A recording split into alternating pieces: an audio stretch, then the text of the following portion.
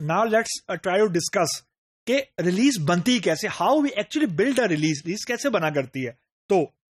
पहले ये समझें कि जब भी रिलीज बनती है वो एक बंदा मिलकर एक बंदा नहीं बना रहा होता, यानी डेवलपर नहीं बना रहा होता या डेवलपमेंट टीम नहीं बना रही होती। They are different stake holders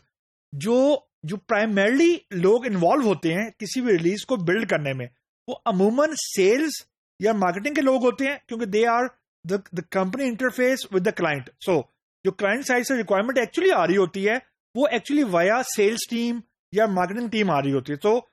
the first and the most important stakeholders are sales team, number 1. Number 2, कि जब सेल्स टीम अपने इनपुट दे देती है तो उसके बाद जो टेक्निकल टीम है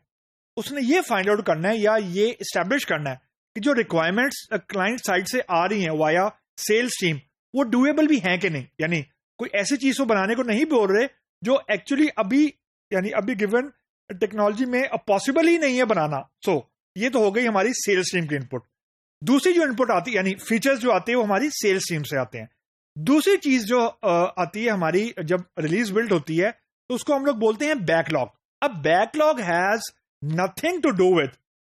the sales team, it is essentially a technical team responsibility कि टेक्निकल टीम के पास बैकलॉग की लिस्ट पड़ी हुई है। Now they have to identify कि कौन सा बैकलॉग यानी कौन सा बग है जो हमारी क्यू में पड़ा हुआ है, उसको इस रिलीज का पार्ट बनाए या ना बनाए। आई मीन ये भी टेक्निकल टीम की तरफ से आएगा।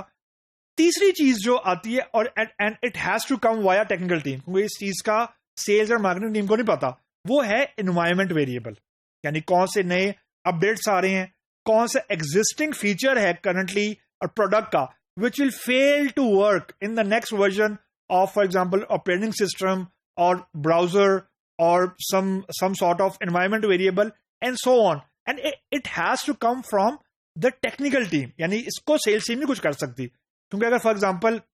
After 3 months down the road अगर एक नया वर्जन आ रहा है फॉर एग्जांपल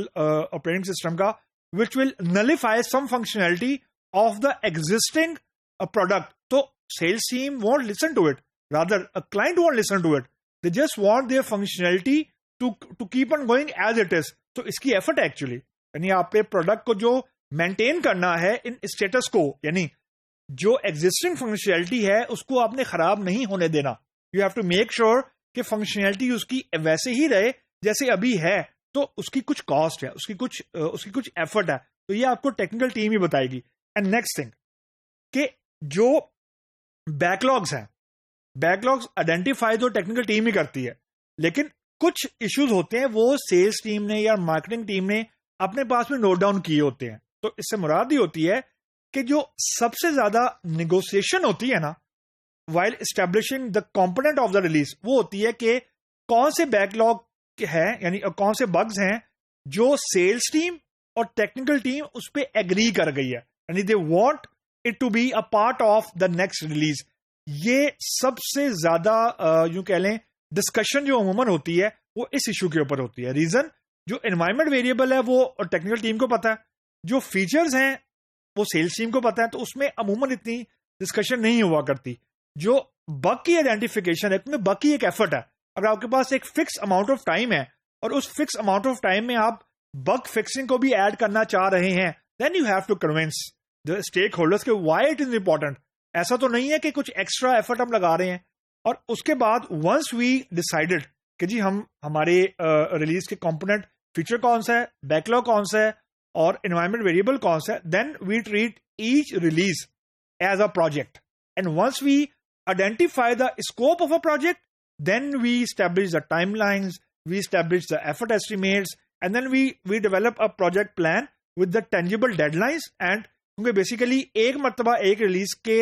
जो कंपोनेंट हैं वो फाइनलाइज हो गए, all we now need to do is कि we need to convert this scope into tangible deadlines because we have the effort estimates, we have the scope, now we need to convert this thing into कि कितने resource लगा के ये हम एक XYZ tangible deadline को achieve करेंगे।